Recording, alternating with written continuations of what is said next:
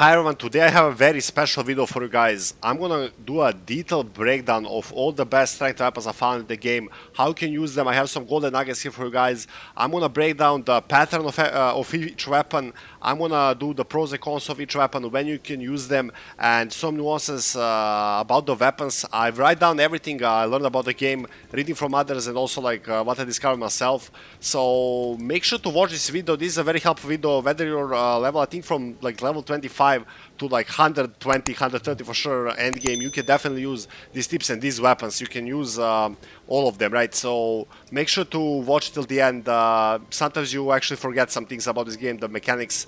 So this is definitely going to be helpful for you guys. So for all those guys who are like mid-game, early levels, really, the first weapon we're going to cover is this anchor. You can find it here in the more tunnels. It's a very, very good weapon that I use to this day, guys. I'm level 80 pretty much, and I use it even now. Maybe not for fighting, but I'll show you how I use it. So its pattern is like, if you just like do normal like right hand attack, it pretty much does like looping attacks from left and right. You can actually hit something to the left of you when you like swing like this. If you really swing, if it's not even like in front, a little bit to the left and it hits. So like your jumping heavy attack is just pretty much from going straight down. Your jump attack is pretty much like from the right to the to hitting the ground. And what I learned in this game, you sometimes want to use the heavy attack, but if the enemy, for example, is like to your right, you can just use like a quick jump attack and hit him. You can hit him even though if he's like on the ledge or something, you can hit him. But if you do like a heavy attack towards the bottom and he's like off to the right, you won't hit him. So pretty much you can actually like switch your attacks. So let's like do this little guy dirty, right? Like he actually hit me, man. So what you wanna do? Let me dodge a little bit, man. Let me show off. Since he wants to like come at me, bro. Okay, so we nailed him. Also, what you wanna do each and every fight, before each fight, you wanna buff yourself. So what I do is I do this, then I take my second weapon that I buff with, and that's my golden halberd that we're gonna cover. And pretty much you're gonna get your physical damage negation up, and all of your other magic, fire, and lightning, and holy resist. Plus you're gonna get the damage from your anchor, and then you can take like a totally third weapon, and then you fight, right? So that's how I do it. That's how I do literally every fight, boss fight or otherwise. Then you drink a flask, and then you go into the fight with trial carrier soldiers. So the pros of the of doing this, pre-buffing yourself, you're going to have easier times in the fight. The pros of these weapons, it weighs only 12.5. It's a very, very early usable weapon because it's only 26 strength. And pretty much, I believe, like 12 levels in and even less on the hero than Vagabond. But for Vagabond, 12 levels in, you can... when you level up 12 levels, you can like use this one, but obviously you're gonna just like pump his strength. So realistically, with Hero and Vagabond, you can use this weapon around level 25. I got it plus 5. I use it before every fight, guys. So this is one of my most used weapons. You can pump it up to level more than plus 5, obviously. But like now I'm gonna show you my second weapon that you can find literally at the start. So pretty much the second weapon we're gonna talk about. And he has a distinct advantage over the Rusted Anchor in several ways. Obviously, it doesn't have the buff that the Rusted Anchor has. Is you want to fight the rider here, guys. So there's going to be a rider that's supposed here towards the first step. So right around here is going to spawn the guy, the golden rider, with the weapon we're going to talk about now. And that's our trusted golden halberd that uses somber smithy stones, which I think is even like a easier path to upgrade than like with normal smithy stones, because you can like for example smithy stones number 2, but you will never like somber smithy stone 2, somber smithy stone 3. Pretty much when you get a bank of like 3-4 of each of these somber smithy stones, you're pretty much gonna be golden. So this weapon actually has a lot of requirements, so you can vary it around. I would say level like 35-40. Depends on what kind of build you do. Like I did I want to do like primary strength, but also some fate build. That's gonna be my first build. So pretty much like a not like a paladin, but like I would say mainly strength with a bit of fate. And this really played into my build, man. This is a monster weapon. It has 30.5 weight, so it's not that much early. It is quite a bit weighty.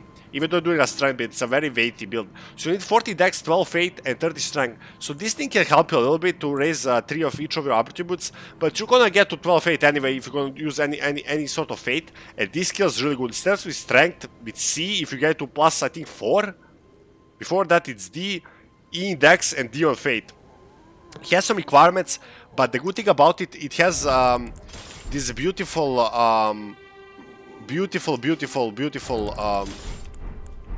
buff that we do. So this buffs all your resistances, including physical resistance, to +5. So your attacks are 1 from the top and 2 swings from the left and right side. So that's very useful to remember what you have.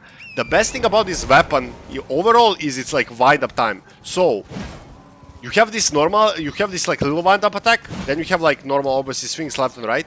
But the best thing about this weapon, you actually can wind up like this, and then it does like this like second attack. Actually launches things at the air, right guys? Let's say we have enemy here. You do the second strike and you absolutely destroy it, right? So 600 damage just from the second attack.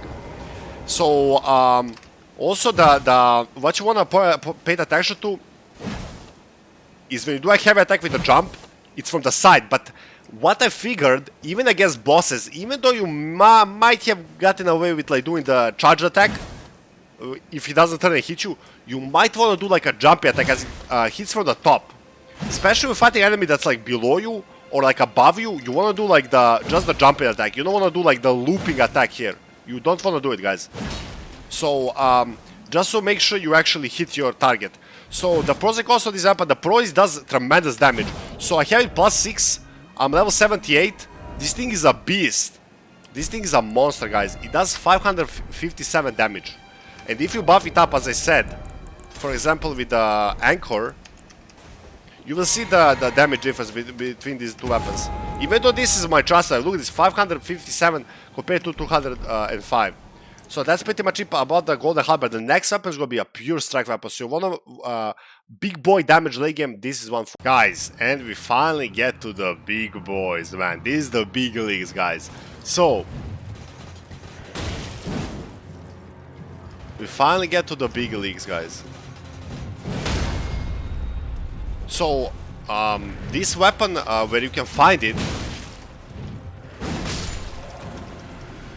where you can find this beautiful weapon is right in this area here, guys. You see the castle I'm overlooking, Fort Lade, I don't know, I butchered the pronunciation, but it doesn't matter. So when you enter here, you can see the guy. You can literally, if you look closely, in the middle of the castle, there's a guy with my exact weapon. That's the guy you kill. He's very easy. He's one of the easiest. He's not really a mini boss. He's not even a boss, but he's like a big dude that's protecting the castle. He's very easy to kill. He has really slow wind up attacks, so you'll get this weapon very easily. So the perks and cons of this weapon.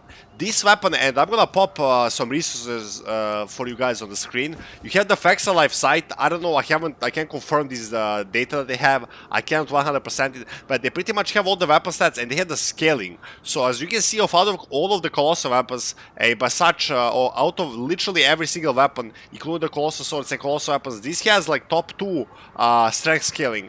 So late game this thing is gonna be a beast, but even like this it's a beast. So let's break down as we did with like the weapons before. We have like it's like normal attacks. So you do like hit from the top, then hit from the side, and then you can like chain that, right? So pretty good moveset. You also have like the jump attack that goes from the top. So it's a bit different than Golden Halberd. And then you have like the normal attack. So it's from the top and like pretty much the same, like pretty much the same wind up attack. So you can get a feeling on the weapon. The pros and cons of the weapons, as you can see, are its attack power. It has really good, already has like B strength scaling with +2 on it. The weight of the weapon is huge, 23.5, so I would suggest use this weapon 60 level plus. I would say Pretty much, I don't know if you can reach the strength requirement early, because you have to pump vigor and endurance. So realistically, you're gonna start using this weapon around level 70, 75. That's realistic. So this is like a very, very late game weapon, and you can use this weapon end game. Literally, it's so it is really, really strong. So what I did, I put on it a Bloodhound Step, guys.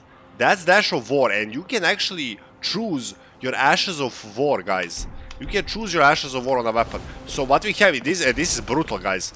Especially with a heavy weapon like this, you can just like do like, let's say you attack a boss and you're winding up a shot. So you attack him, but you realize his attack is gonna hit you. You can just like quickly just dodge out of the way. It's so brutal. I think it's like mega OP, because you can choose the affinity too. So you can choose what kind of and I'm not certain if this is gonna be changed, but like it's kind of ridiculous in my opinion.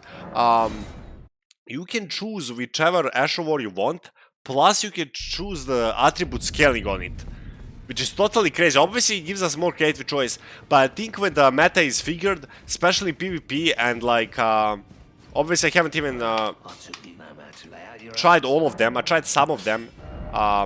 I think you can choose this, for example, and then choose affinity. So pretty much like you can put heavy affinity onto it, and that's gonna like give it just strength scaling, and it increases strength scaling. I take it that when you upgrade this to like 25, it's gonna have like A strength scaling, high A, maybe even S. I don't think it's gonna be S, but like it does have one of the best strength scaling in the game. So you can do the enhancements whenever you want. So let me show you the Prelate charge, right? Like really fast. So that is, it's like, where can I go? I don't know where some enemies, let's say here. The Prelate charge is its default ability, default skill, and it's actually really good, man. I'll be honest with you, it's pretty good, guys. So let me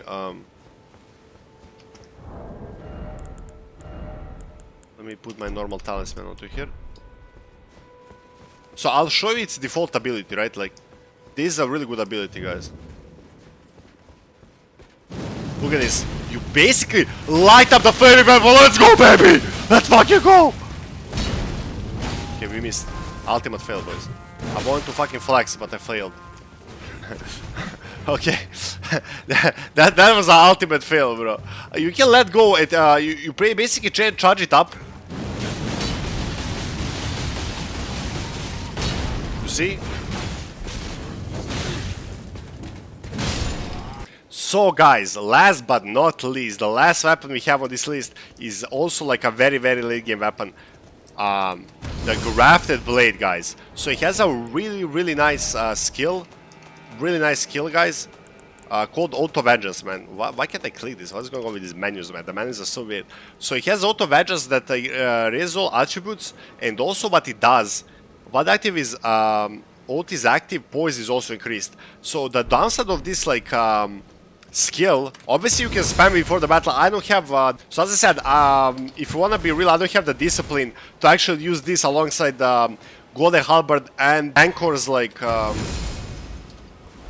Barbaric Roar and Golden's Halberd buff. So I don't really use it for battles, especially because it lasts pretty short, to be perfectly honest with you. But the upside of this weapon is it has really good poise values if you want to like just defend with it. Also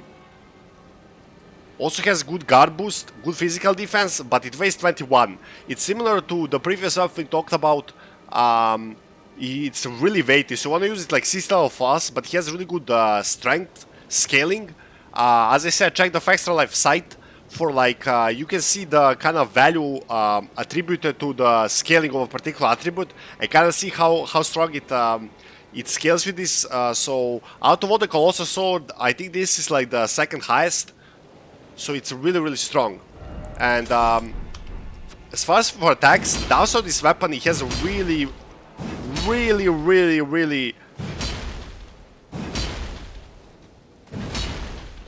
lengthy wind-up times, and also like as you call the heavy weapons, it really like taxes your endurance, right? So if you're going like a strength build, but you wanna use like a curved sword, which obviously I wanna do the big boy weapons. You don't have to pump that many points in endurance. Have 35 there, so you can get away with 30. So now I'm gonna just pump strength, but with these big weapons you wanna have like 35-ish endurance until you just start pumping in strength till level 60. So now the plan is to just go to level 60, right? That's our plan, right? And another thing, this thing is found here on the Moon Morgrave. As in for fighting on the horseback. This thing is pretty good. I don't think it's good as the Golden Halberd, because it just has one attack. The thing is, like, I like the wind up. I like the wind up when you have like the two attacks. So the first attack hits a little bit, and then the second attack launches them. But it's better than the anchor of a horseback. So I would say anchor is not that good of a horseback as these weapons, because they have the launch ability and can launch smaller enemies. The bosses, you're not gonna launch, but it's really good for breaking their stance and breaking their poise, right? So another thing you wanna like really do with this build, since I'm on it, you wanna use the Earthtree Favor, which you can find here at the, like, what the fuck am I showing? I have it in my previous video where I discussed the